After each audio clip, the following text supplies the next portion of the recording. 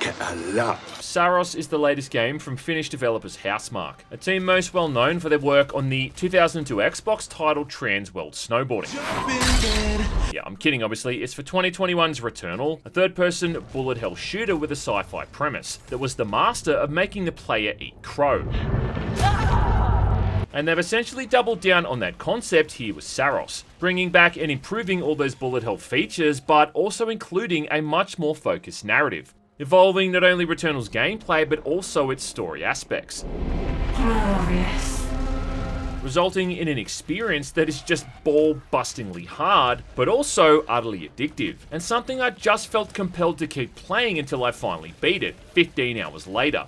Now, I reckon you can usually tell when a game is going to be fun to play, especially third-person shooters like this, and within the first few minutes, this was definitely one of those times where I just knew straight away that this was going to be my jam. I mean, Saros might have its issues, but its core loop here of shooting lots of aliens, while dashing around and avoiding highly damaging projectiles is hard to fault. And if you're after something to play to round out April that's going to have you grinning through broken and bloody teeth, well, then this is definitely going to do the trick. So pack it up, pack it in, let me begin. Let's find out why that is, shall we? Now, the premise in Saros is definitely pretty interesting. It's set on the planet of Carcosa at some point in the far future, where an expedition was carried out by the Saltari Corporation to colonize the planet. Mostly because it's rich in a resource called leuceinite. A what-a-nite? Which the corporation wants for obvious monetary reasons. But if movies have taught me anything, it's that flying light years out into the unknown and vast regions of space to a random planet, regardless of the reason, is always going to end in disaster. And yeah, sure enough, that seems to be the case here, as they've lost contact with all these various expedition teams, with the main character, Arden, being an enforcer and a member of the fourth group, sent to the planet to now uncover what's happened. Soon coming across the remaining survivors, who are all clearly a few cans short of a six-pack, rambling about alien gods and this supreme being that's apparently controlling their minds. It was promised.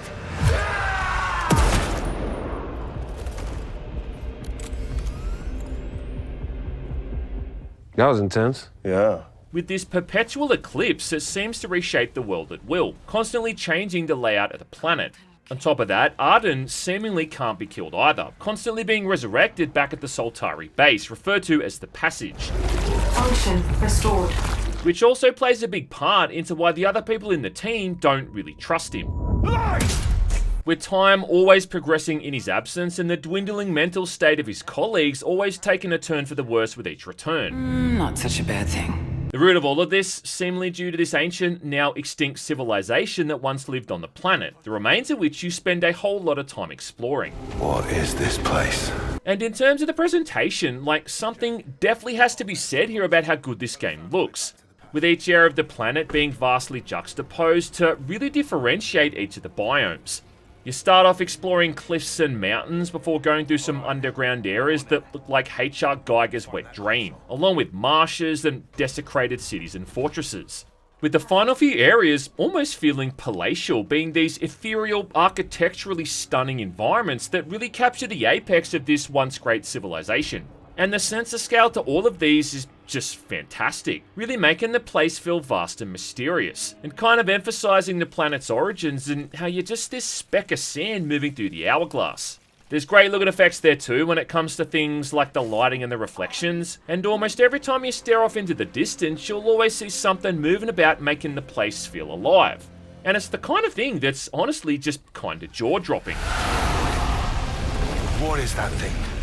The architect watching everything crumble. Even just that visual effect of the eclipse, which is always ominously hanging low in the sky, is a really nice touch that keeps this impending sense of dread hanging over the player. Like that impending sense of dread you get in your guts after a nice strong cup of morning coffee. I expect better of you. The thing is though, while all of this stuff is genuinely cool visually, I gotta admit that I didn't really care all that much about what was going on with the story. Now, you do eventually uncover more of Arden's backstory and his motivations for coming to Carcosa and all that stuff, and it does go deeper than it initially seemed, but this is really one of those plot in a porno movie kind of situations, where all I really wanted to do was just get out there and kill things, you know what I mean? Not really stand around and listen to people talk. Thankfully, this ain't one of those games where you're forced to sit through 15-minute long cinematics, and in fact, a lot of these interactions with other characters is completely optional. I guess that's also the problem you face when the core gameplay aspect is so addictive, where all this story stuff just feels like it's bogging you down in comparison. And I'm sure that some people are going to find that aspect of the game interesting, and it is good in that sense that they tried to focus on it a lot more than they did with Returnal. But yeah, like, for me, it was just a sense of less talky, more shooty.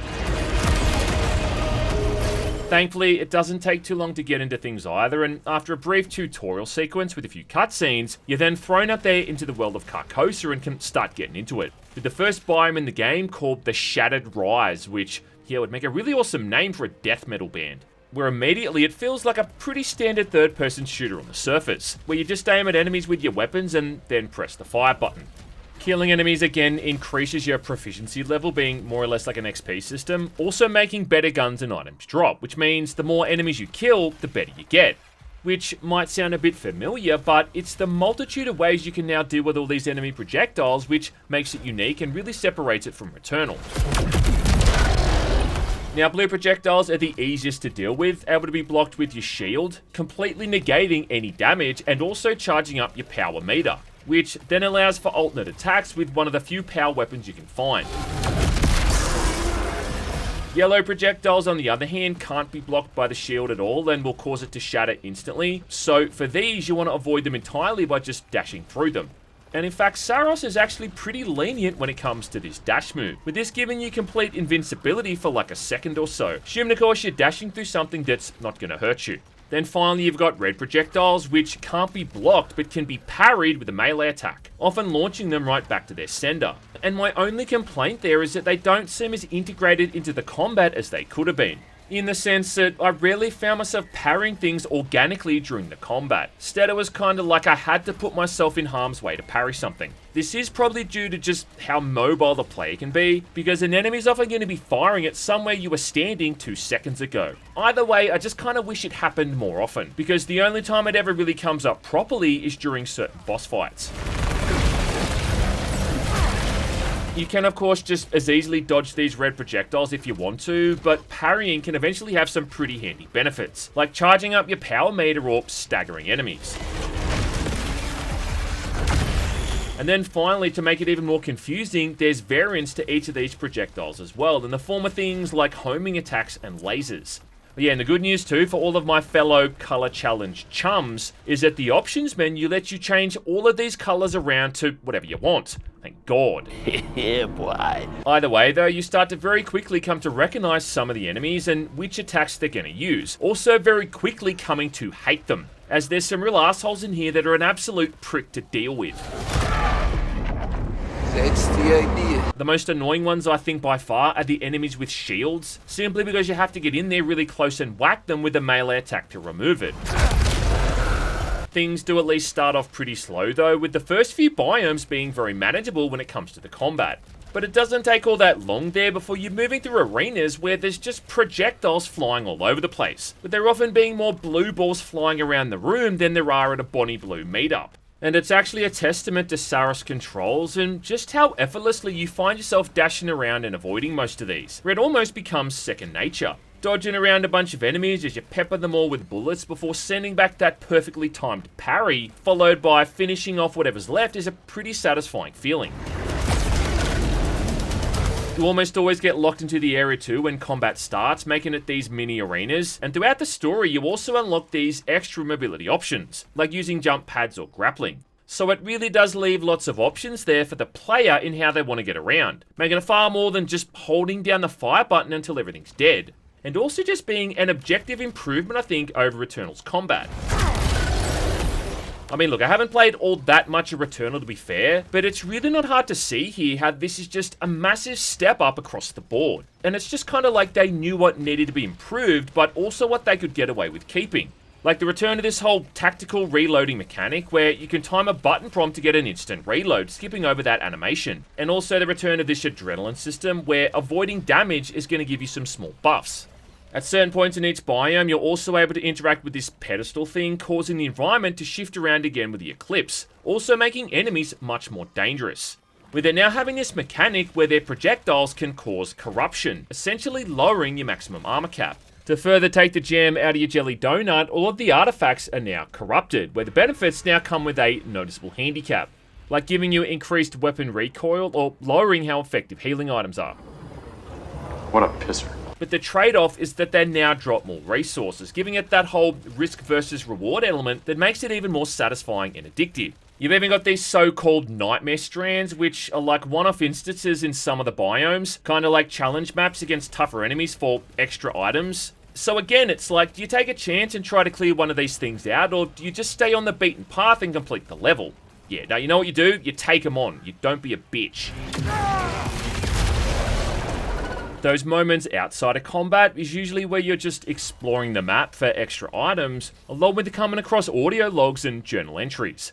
Each area has a bunch of what's essentially chests with weapons kept inside, some of which even require a key to open in the first place. As well as coming across those artifacts that give incremental boost to one of your three main stats: resilience, command, and drive. Now, resilience affects your armor integrity, which is just a fancy way of saying your health bar. Command is how much energy you got for your shield and power weapon. Whereas drive is the amount of leucinite dropped by enemies. And this shit right here is like absolute gold, because you are going to spend a whole bunch of it on upgrading all of Arden's abilities back at the passage, giving you access to this humongous skill tree that just seems to go on for days. I mean, it's kind of hard to overstate just how much stuff there is to get through here. Certainly not something you're going to max out in a single run. I mean, not even close. Holy Testicle Tuesday! And just something you're going to spend a lot of time interacting with after the many, many deaths you'll face throughout your playthrough. Each run usually lasts about 20 or 30 minutes and almost always ends in a boss fight, where you need to utilize every single skill and ability you've got to succeed, or else be prepared to just eat a wall of dicks, where you're then sent back to the passage with your proficiency level dropped down low again before you repeat the process. But not before you've given yourself some slightly better stats, along with maybe unlocking a new weapon tier or increasing the amount of leucinite dropped by enemies, giving you that slight edge. And this is the stuff right here that makes this so addictive. Just that sense of wanting to get out there and do one more run, even after you've just eaten your own ass for the 10th time. It can take a fair bit there though to get to a point where you actually feel like you're improving all that much. And even after spending a fair bit of time upgrading things, this game is still really challenging. Probably not helped by the fact that healing items are pretty damn rare. In fact, Arden's final ability named Overdrive is actually the most useful tool there for getting your health back. Because not only does this fire out a huge blast, which often instantly kills whatever's caught in the radius, but whatever is killed by it also drops a healing item. So time one of these things right, you can usually get a nice chunk of your health bar back in one shot. Thankfully too, Saros does let you teleport to any of the biomes once you've beaten the boss, so unlike Returnal, you're not required to play through everything beforehand to beat the game. Yes! Yes! And another one of the game's more forgiving features is what's more or less a second wind ability, where Arden's able to survive death once and get right back to fighting, making it also far more forgiving in that regard. And then on the off chance that you're still struggling, there's even this whole modifier mechanic, where you can add modifiers that makes the game either harder or easier, like one that gives you a health refill before each boss fight. Something which I'm not ashamed to admit that I ended up using at the end there, simply because I think the game not fully healing you before a boss fight is just diabolical. The catch with this though is that you need to balance out the good with the bad, meaning you can't just turn the game into easy mode without there being a downside, which in my case meant making it so that my corruption increased at a higher rate. Now, Saros doesn't have a huge amount of weapons on offer here, but what it does have is a lot of variety for each weapon type. Now, the first one you're going to have is just a pistol. Nothing fancy, but just proving that hokey religions and ancient weapons are no match for a good blaster at your side. It does do decent damage, and some of the mods it comes with can do things like causing bullets to be explosive or ricochet between enemies, so yeah, all in all, not a bad gun. Soon after that though, you'll come across the smart rifle, which is pretty much going to carry you throughout most of the game. This was Todd's favorite. With a really handy lock-on system where bullets sort of home in on nearby enemies, meaning all you've got to do is just kind of shoot in their general direction. And even late game, one of these can carry you through entire levels. there's another version of this thing that fires more powerful heavy rounds just without the smart bullets, but it really does kind of pale in comparison. So if you see one of these things drop and it's an improvement on what you're already carrying, then get it right now, because it's awesome. The same, however, cannot be said about the shotguns. Yeah, see this thing right here? That's a shotgun. And if you come across one of these things, you absolutely do not want to pick it up. Don't go near it, don't touch it, in fact, don't even look at it. Soltari shotgun. High density rounds. And as a guy who's really into shotguns in video games, it really brings me no pleasure to talk about just how piss weak the shotguns feel here. Mostly because of just how close you have to be standing to enemies for it to actually do any decent damage. And yes, like I know that's the point of shotguns in video games, in that you trade off the safety of long range for that benefit of extra damage. Only thing is the shotguns just don't feel like they justify that trade-off here, not by a long shot. They're even more useless against the bosses, where I don't even think with some of them it's even possible to get close enough to dish out any real damage, especially against some of the more mobile ones that fly all over the place. And every now and then, like, I pick one of these up out of boredom and just test it out again, thinking that maybe I'd misunderstood them or something, and they've been secretly good this entire time. Wrong! And you know what? Like, maybe there is a combination of stats here that would make one of these useful. But my overwhelming experience with these in the game is that they're just kind of pathetic. After that, you get a sort of energy crossbow, which on the one hand is an amazing weapon, but then on the other hand is also kind of crappy as well. Simply because for this one, there's two main variants. With there being one where you can just hold down the fire button as it shoots out this constant volley of bolts in a horizontal stream. That's the good one. But then the other variant has you holding down the button to charge up an individual shot, which you then have to release to fire. The final weapon you find is a sort of raised disc launcher thingamabob, which again comes in two variants. Where again, like the crossbow, one of these just lets you fire out automatically over and over, whereas the other one requires you to fire each shot manually, which does do a really high amount of damage, just with also feeling very clunky. Though it also does seem to come with the benefit of just melting through some of the bosses. Wait, that's illegal. You know what though, like, I do famously have some pretty bad takes when it comes to weapons in video games, and I'm sure that people out there are going to find a use for some of these that I didn't like. But I can't help but feel that there's definitely a sense of some of them being far superior to others. But the real thing that's going to divide people over Saros, it ain't the weapons or the enemies, it's this overall gameplay loop. And the simple fact of the matter is that you're going to spend a lot of time here retrying sections over and over and over, all of which is by design. In fact, I doubt it's even possible to get through this without dying numerous times, because despite how well you might be playing, you're just eventually going to hit that point where your weapons just don't do enough damage anymore and everything starts to melt you. For me, for instance, I got through that first biome and defeated the first boss after like my second attempt, and then I also managed to get to the next few biomes after that as well on either my first or second tries. But then once I hit the final biome for the first act, it was like I suddenly hit a brick wall, and every enemy was now a serious threat, along with a boss who just obliterated me in a couple of hits time and time again. In fact, I eventually ended up spending more time trying to beat this guy than I'd spent playing the entire game up to that point. And there wasn't really anything I could do about it, other than just dying, dusting myself off, and getting back out there again. Spending those few bits of loose night I'd earned in between runs to upgrade my stats and then just hope for the best. Where after a while of doing this, you really do start to see how all of this is masking what's otherwise a pretty short game. And yeah, I know that people are going to argue that this is Housemarque's whole style and approach, which might be true, but it's also the kind of thing that makes what's otherwise a 6 or so hour long game last upwards of 16.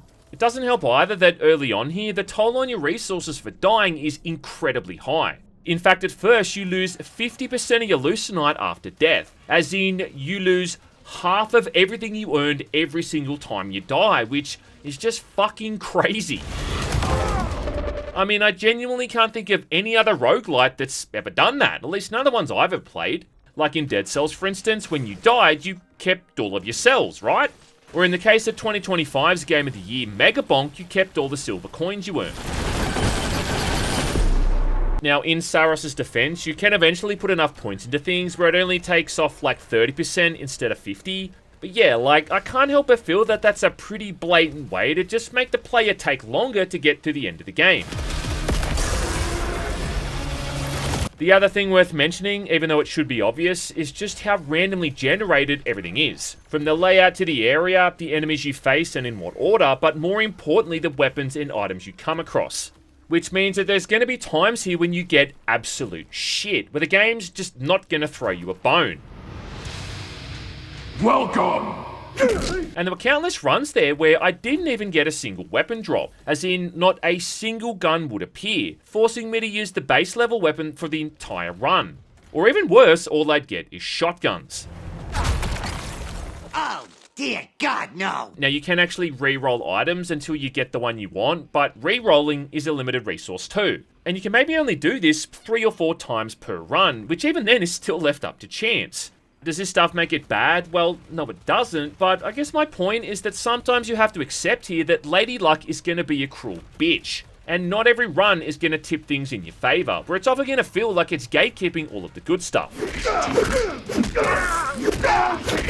And even then, like when things do go right, this game still has a way of making you eat a nice big slice of humble pie. Like I said before, I spent a pretty long time on 2 of the bosses specifically, one around the halfway mark, which from memory took me about 2 or so hours, and then the final boss, which I again got stuck on for like 3 or 4, where by that point it just stopped being fun and felt like I was clocking in to go to work. It was like I was walking past all my other colleagues who I didn't feel like talking to, before going in for a one-on-one meeting with my boss and just getting berated. Like, that's how it felt.